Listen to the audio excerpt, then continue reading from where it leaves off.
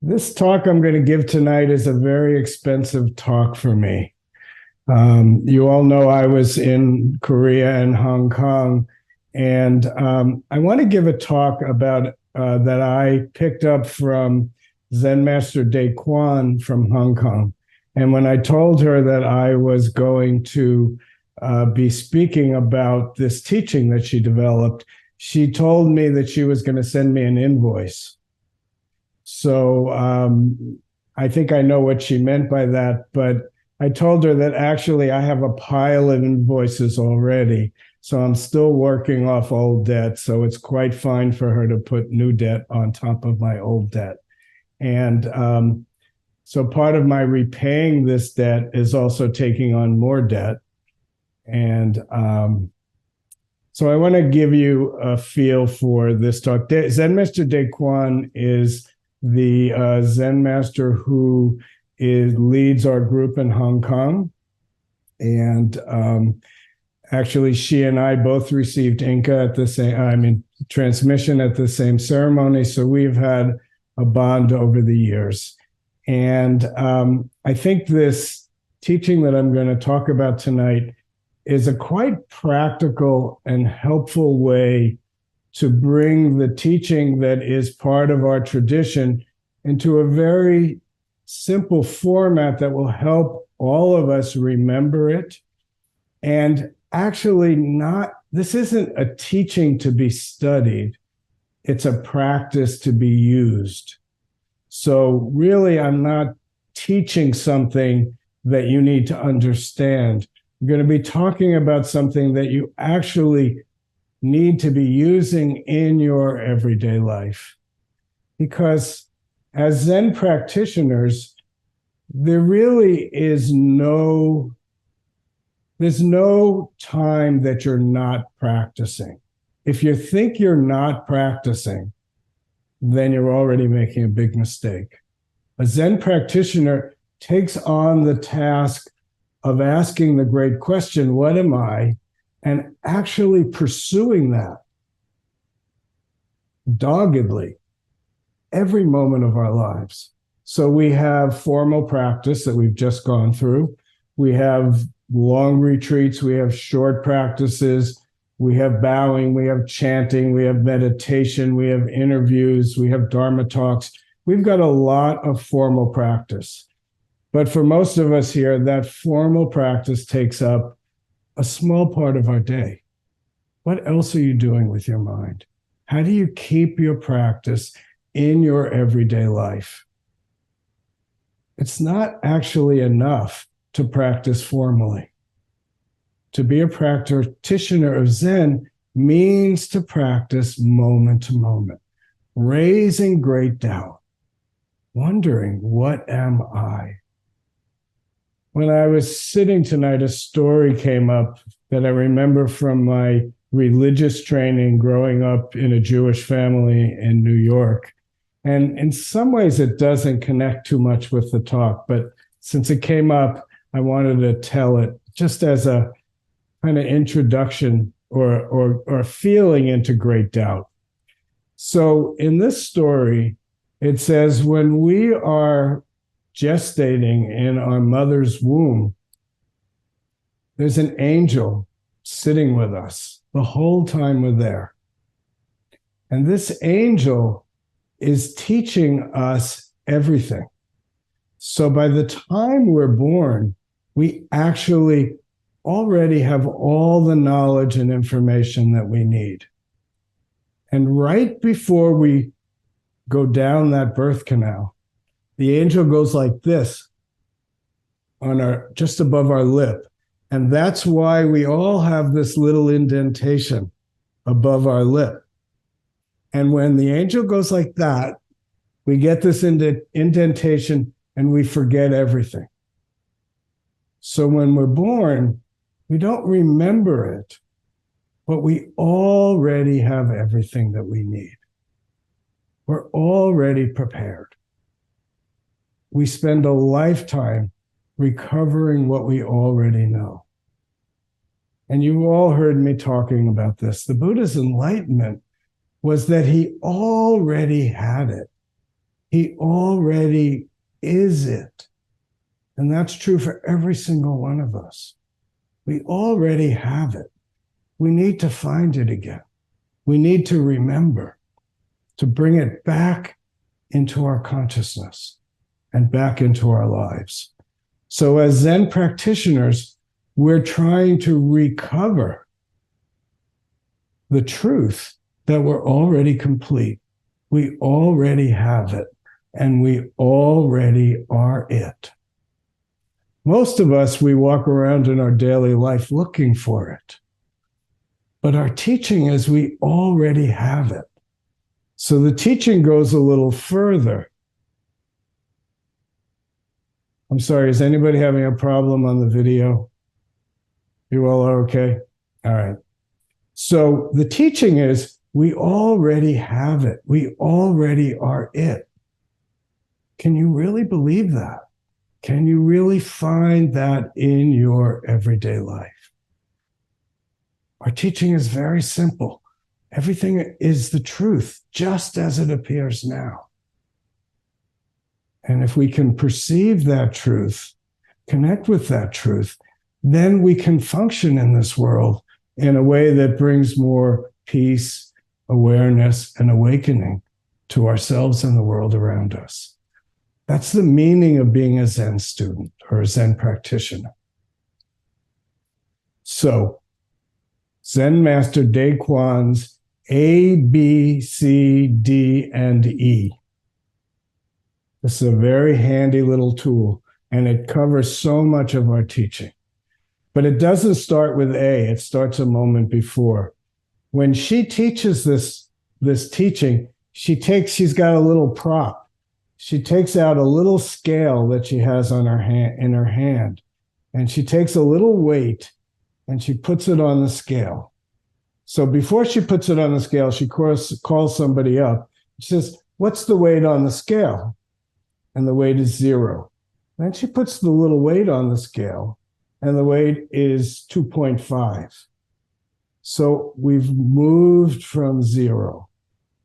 If you think about your life, that weight that's on the scale is fear, it's doubt, self-doubt, it's judgments, it's all the things that we create to separate us from the moment that we're actually living in.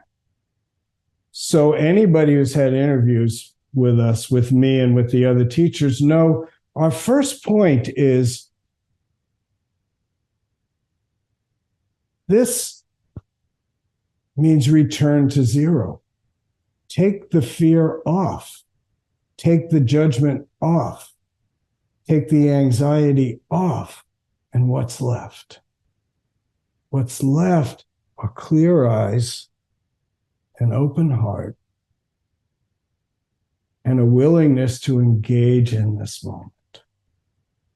So that's the first step. We call that great doubt. Sometimes we call it hit. We've got a lot of names for it. But the first point is to So imagine you're in the midst of your life and you're now faced with a dilemma.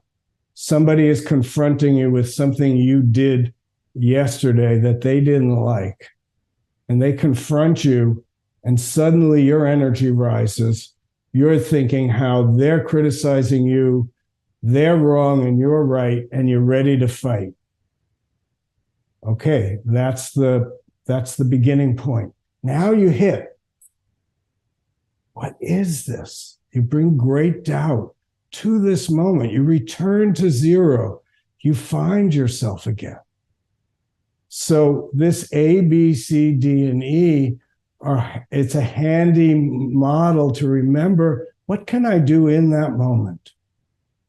So the first one is A, and A means aware. Become aware. What is this right now? Let your great doubt become alive. What is the experience right now? What are you actually feeling in your body? Do you feel the sensations that are riling you up? Do you get maybe the sweat that comes down your face? Or maybe your shoulders tighten and go up, And as Jason Gino Popesany sometimes say, we wear our shoulders like earrings because we're tense and everything is coming up. Your energy is rising.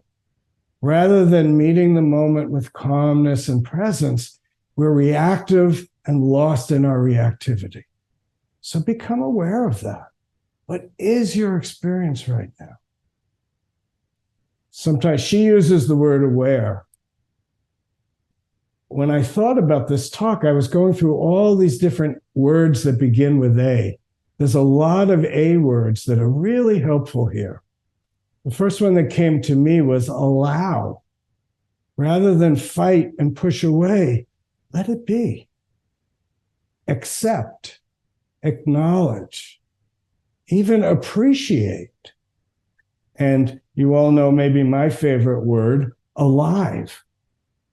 It's happening right now. That's how we know we're alive.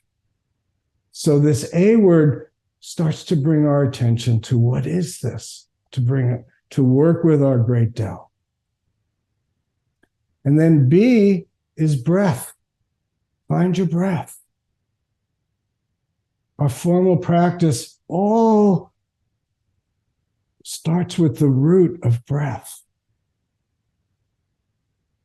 Feel that breath. Where is the breath in your body? Can you feel it? Can you allow the breath to bring your energy down?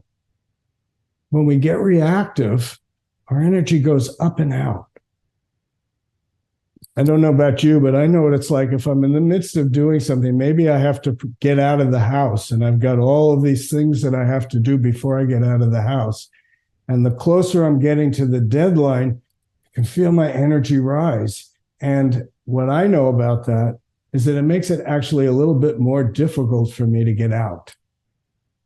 We have this phrase, I'm running around like a chicken with its head cut off. And if you've ever seen a chicken with its head cut off, they actually do that. So we get lost in the energy that's rising. So find your breath. Come back. Feel your breath come into your body and bring that breath down into your lower abdomen. We train that way in our formal meditation style. We're training to bring our energy back into our bodies, down to our Tangen in our lower abdomen. But we can also do that in the midst of the chaos of our everyday life. When you feel your energy coming up, bring your breath. Bring your energy down. That brings us to C. Where do you bring your breath? You bring your breath into your center. Can you feel what it feels like to bring your breath into your lower abdomen? We train. Owen told us in the meditation instruction tonight, let your exhalation be a little bit longer than your inhalation. Sometimes we say 4 counts in, 6 counts out. And as Paul likes to remind us, meditation is not a breathing exercise. We're not trying to breathe better. But it's like we've already learned how to breathe. We need to regain what we already know. So bring your breath and your attention down into your lower abdomen. Take a second right now. Can you feel that? Can you feel your breath come down? We teach that on your inhalation, your belly pushes out. Your diaphragm is actually pushing down and out. So rather than your chest getting all puffed up when you breathe, your belly gets fuller. On your inhalation, the belly rises. And on the exhalation, the belly falls. And if you can feel that rising and falling of your belly, your diaphragm pushing down and coming out, you get that visceral feeling of your center, your Tangen. This is your home. This is your foundation. This is the place that you want to meet the world from. not so much scattered in your emotion and in your thinking. You need your thinking. You need your emotion. These are ways that we get a sense of what's happening in our experience. But if we don't have the foundation of our center, we're again like that chicken who's running around and around and around, lost, when actually we're already home. We already are it. So come back, bring your breath down, find your center. That's not a concept. It's a visceral experience. Buddhism and Zen is really, we use concepts to help us get something, but the concept isn't it. Sometimes you'll read in the teaching, the concepts are the finger that's pointing at the moon. Don't get distracted by the ideas. Find it viscerally. That's the meaning of being alive. It's not about understanding.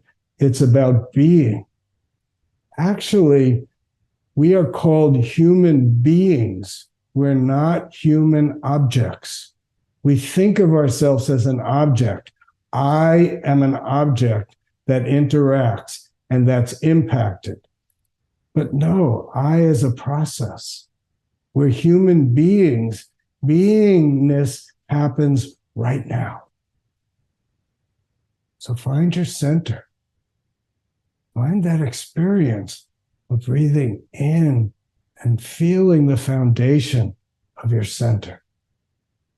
Zen Master Bon Soeng used to poke us with a stick right down in that lower abdomen, about an inch or two below your navel. And he'd say, make your center stronger, stronger, stronger.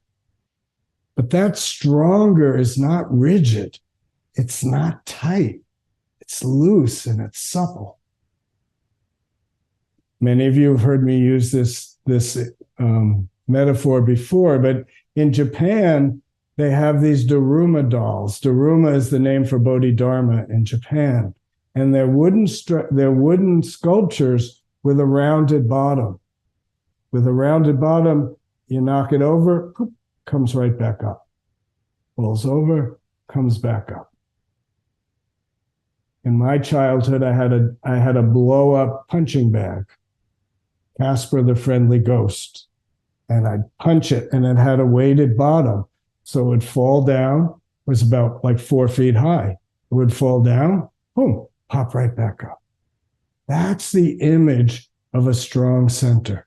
It moves with what's happening in the moment. But at the base point, it's solid and present. So we cultivate that strong center in our formal practice. And equally important, we work and form that strong center in the crucible of our everyday life.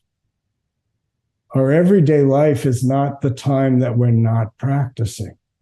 That's when we're doing everyday life practice. And when you temper steel, you heat it and cool it, heat it and cool it, heat it and cool it. That's the life of our everyday world.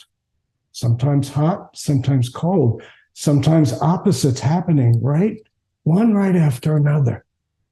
We try to just hold it in our minds and figure everything out. We're relying on a very small part of our experience to teach us.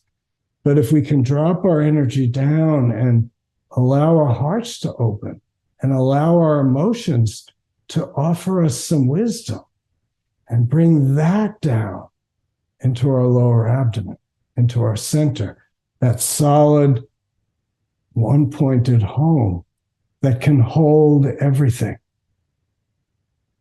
Often I think we run away from things because we can't hold the experience we're having. We can bring our attention down into our lower abdomen, into our center, and let our center expand. Then there's room to hold our experience. And if we can hold that experience, we don't have to run away. We can stay put. We can bear witness to just this moment. And we all know how horrible the moment can actually be. Can we sit with it and bear witness without running away? To do that, we need a strong center. Yeah, sometimes we get knocked over. No problem. Just come back. And in that process of getting knocked, and coming back, we get to find our center. Getting knocked over isn't a mistake. That's also part of our practice. That's the resilience that we need to be willing to face the life that we live. So that's C.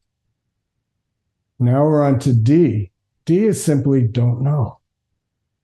Let go of our ideas. Let go of our passions enough to just wonder, what is this? And to use these clear eyes to witness what it is. Too often, for all of us, myself included, certainly, we think we know. We think we have it all figured out, or we're afraid we don't, so we come up with some solution to protect ourselves from the insecurity of not knowing. Many years ago, I remember I had a friend who was practicing with Trungpa Rinpoche. And this was back in the probably early 1980s. And he was wearing this little necklace. And I asked him, well, what was this necklace? And if my memory was right, it was a Tibetan letter, I suppose, that pointed to vulnerability. They wore around their neck a reminder of that they're vulnerable. Rather than trying to become invincible, we can embrace our vulnerability and use it in our practice. What am I? What is this? That's the essence of our don't know mind. Again, don't know is not don't know. Don't know is this wide open wonder. Often I'll say curiosity and wonder. What is it? We want to say, I already know, because that makes us feel comfortable. But we're kind of bullshitting ourselves. We don't know. And if we can embrace as a practice from this grounded center, not knowing, then our wisdom starts to grow. Because out of our curiosity and our wonder, we can start to perceive what's right in front of us. And what our teaching fundamentally teaches us, once we can clearly perceive what's in front of us, we don't even have to understand it, but we can see what to do with it. Our function in the moment becomes more clear. You know, many of you know, and I guess Owen said it in my work life, I'm a psychotherapist. And I have to listen to what people are saying, but I also have to look for the subtle cues.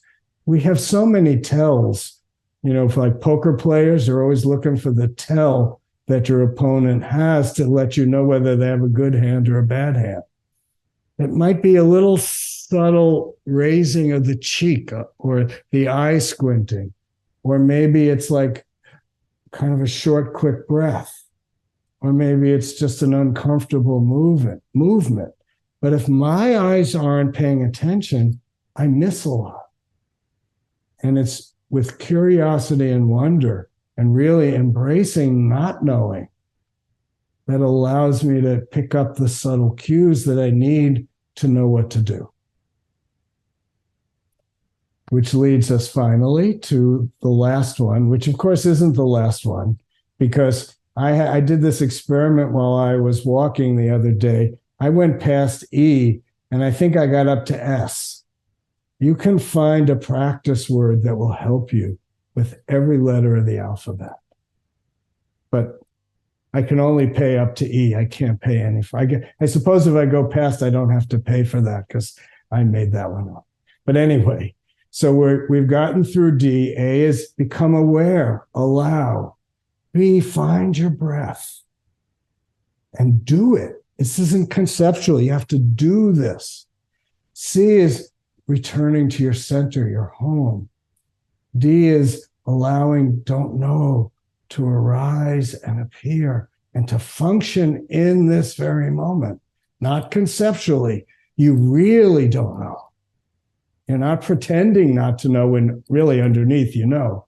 Nah, you got to really know. And then E, there's two words for E. The first one is effort. Now you've gotten all this far. Now you've got to make a little jump. You got to get past yourself. You got to let yourself go so that you can actually do it. Again, it's not conceptual. It doesn't matter if you understand it. You've got to manifest and actualize it right now. You've heard me say, we say there are 3 things you need to practice Zen. Great question. You've heard me talk a lot about that. And the second one is great effort. You actually have to apply yourself. You actually have to do it. And then she says, enjoy. What a concept. Appreciate. You're alive. This challenge that you're in the midst of is your life. If you're dead, you won't have this, but you're alive. And our practice, I really believe, brings us back to life. When we live in the fantasy dream of our existence, we're actually dead. We're like walking ghosts. But when we're really viscerally participating and doing it, we're alive. And what more can we really ask for? To really experience the moment and participate in this world. Make the effort. Do it. So that's a little bit of a fleshing out of Zen Master Dae Kwan's A, B, C, D, and E. And please, I've opened the door. Now take it in, apply it in your life. Let your practice be an ongoing experience of being, not an objectified reality that you like or don't like. Our tendency is to make things into objects that are fixed, because if we fix it and stop it, we think we can understand it. Rather than that, let it be process and open. Find your awareness, use your breath, find your center, bring up great doubt and do it. Make the effort. Thank you all very much.